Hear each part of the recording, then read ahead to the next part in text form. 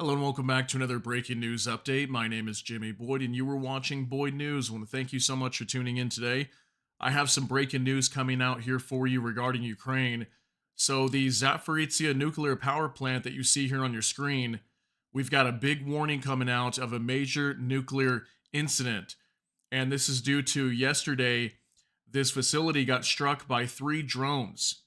Okay, and these drones, what happened here is they damaged one of the protective structures of one of the main reactors.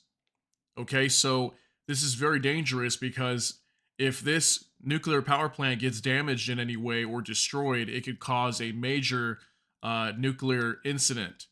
Okay, so the International Atomic Energy Agency is warning of this, and the top watchdog, UN watchdog, his name is Rafael Grossi.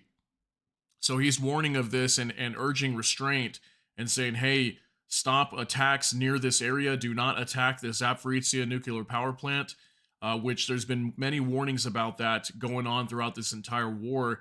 Because I'm going to show you on a map, this nuclear power plant is right in the middle of majority of the fighting, and it's very close to the town of Zaporizhia, which has come under attack numerous times, almost daily over the last few weeks by Russian forces. So he's warning here. He said this is a clear violation of the basic principles of protection.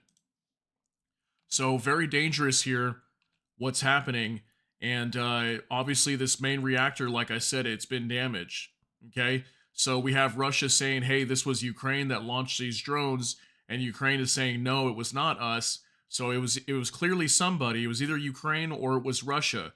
But one thing I do want to note here is that Russia is starting to do a lot of things or come out with a lot of information to kind of escalate this war. And what I mean by that is we just got some word today that some of these terrorists that have been caught from the Crocus City Hall terror attack that happened, I reported on this about 2 weeks ago. Um, these terrorists that were caught are now coming out and saying that they were paid by Ukraine to commit this attack in Moscow, and they were set up with a plan to come back to Kiev, and they'd be paid 11,000, I don't know, dollars or rubles or whatever it might be, whatever the currency is that they would give them. But it was 11,000 roughly dollars or something like that that they were going to be getting, right?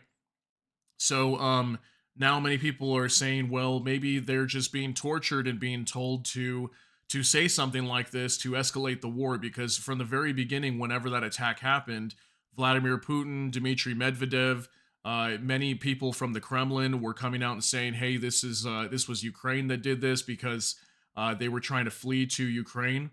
So I will say for sure that it does seem like Russia's trying to create something here, or whether that be true or not. There definitely have been pushes for trying to pin Ukraine on something major here to escalate this war. So let me show you here on this map. I'm going to show you this where this nuclear power plant is located. Okay, so this is Ukraine right here. It's on the southeastern portion of Ukraine, and this is where a lot of the fighting is over here. Okay, majority of it is on the eastern side, and Zaporizhia is a town that, as far as I know, is still controlled by Ukraine. So it comes under attack consistently here, almost every day. Like I said, there was just attacks again last night. And it almost seems like whenever these attacks happen, like when Russia starts launching attacks, that's when we start to see some of these drones or missiles going somewhere where they shouldn't be, like going to Poland or going to Romania, like we had those drones crashing in Romania. So whether these are deliberate or by accident, we had three drones strike the Zaporizhia nuclear power plant right here. Okay, so look at how close it is. This is the power plant, and it's right next to the town of Zaporizhia. So, obviously, when they were being attacked, it's going to be within this range of attacks, and it's possible that maybe these weren't directed, but because there was three that struck it directly, that makes me think that it was actually targeted, which is really big news here because this shows whatever side did this, whether it was Ukraine or whether it was Russia. What this shows to me is desperation. This shows desperation because they're trying to do whatever they can to escalate this war, to maybe justify some sort of bigger attack, bigger offensive, or using a nuclear bomb. Maybe Russia were to use one in Ukraine, or just make Ukraine look really bad for, hey, you targeted this nuclear power plant and you're trying to cause a disaster here, and then obviously the UN would push against that, and the West would not be okay with that. So obviously this power plant here is off limits. Okay, there should never be any attacks over here. We don't want another nuclear disaster like what happened with Chernobyl.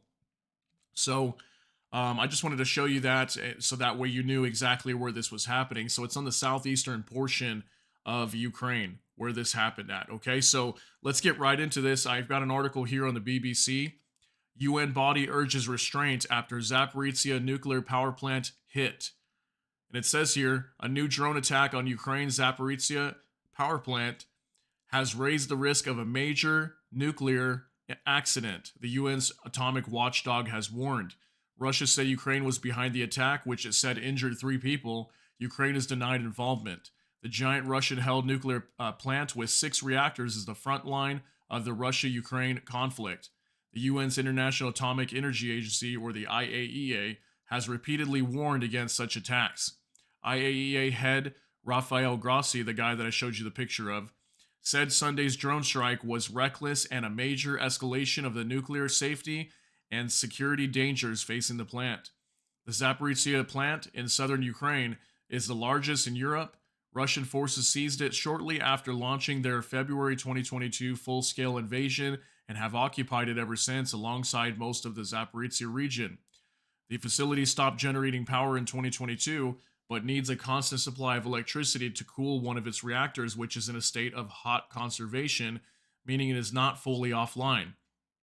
The IAEA, which has a team of experts at Zaporizhia, confirmed physical impact of drone attacks at the plant, including at one of the reactors. So we had several drone attacks, okay? And I'm getting word that there was at least 3, if not more. So as far as I know, whether it was Ukraine or whether it was Russia, it looks to me like it was deliberately attacked. We just don't know completely just yet. Maybe we'll find out later. Maybe we won't. Who actually attacked this? But both sides are kind of at least playing the blame game here, at least in terms of Russia blaming Ukraine. So it goes on to say the plant's Russian-installed administration said radiation levels were normal and there was no serious damage.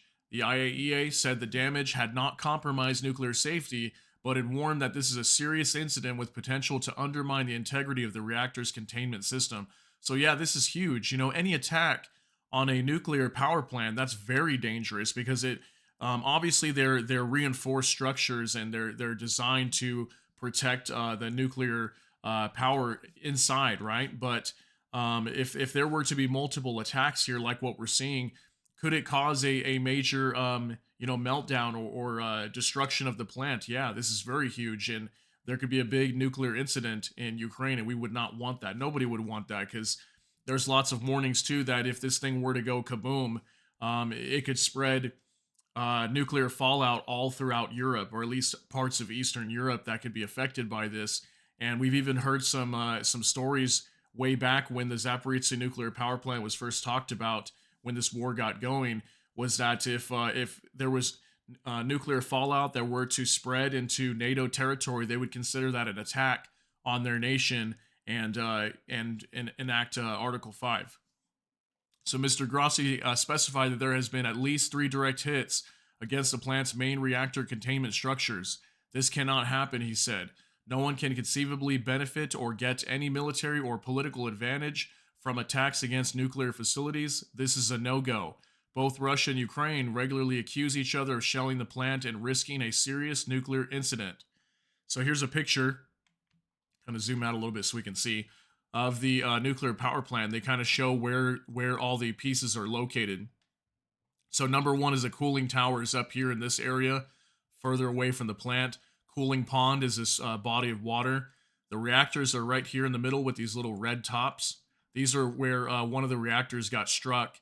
And then radioactive waste storage is number 4, which is held in this little building right here. And spent fuel storage off in this area over here. Okay, so that's just kind of the layout of this plant where it got hit. But we definitely know one strike landed here within these reactors. So it goes on to say here, the plant's Russian administration had said Ukraine's armed forces were behind the attack, but Ukraine has denied the allegation. On Monday, Kremlin spokesman Dmitry Peskov said the attacks were a very dangerous provocation. Ukrainian main intelligence directorate spokesman Andriy Yusov told the Ukrainska Pravda news website that Ukraine was not involved in any armed provocations on the site. The plant is illegally occupied by Russia, he said. Mr. Yusov accused Russia of endangering the nuclear facility, civilian population, and the environment by carrying out strikes on the plant itself. Last month, the IAEA said its team of experts at the plant had heard explosions every day for a week. At the time, Mr. Grossi said for more than 2 years now, nuclear safety and security in Ukraine has been in constant jeopardy. We remain determined to do everything we can to help minimize the risk of a nuclear accident that could harm people and the environment not only in Ukraine. The region of Zaporizhia came under fire early on Monday morning. Governor Ivan Fedorov said 3 people were killed, 3 more were wounded after Russian forces struck 8 populated areas over 350 times. Look at that, in the space of 24 hours. So 350 attacks in the span of 24 hours in the region of Zaporizhia. So you see what I mean? This is kind of the same thing we've been seeing with Russia is whenever they launch these major attacks on Ukraine, that's when we see one of these drones or one of these missiles going off course where they shouldn't go, like into Poland or into Romania. We even heard some reports of cruise missiles going over Moldova, although Moldova denied that that happened. But we see this kind of pattern happen a lot when Russia launches these attacks. They kind of do this, okay? And whether it's being done on purpose or not. Now, I'm not saying that Russia is the one that struck this facility. Obviously, we don't know exactly who did. But Russia put the blame on Ukraine and said, hey, this is Ukraine that did this, not Russia. And now we're kind of at a standstill here to figure out who actually did this. But at the end of the day, it really doesn't matter who struck the facility.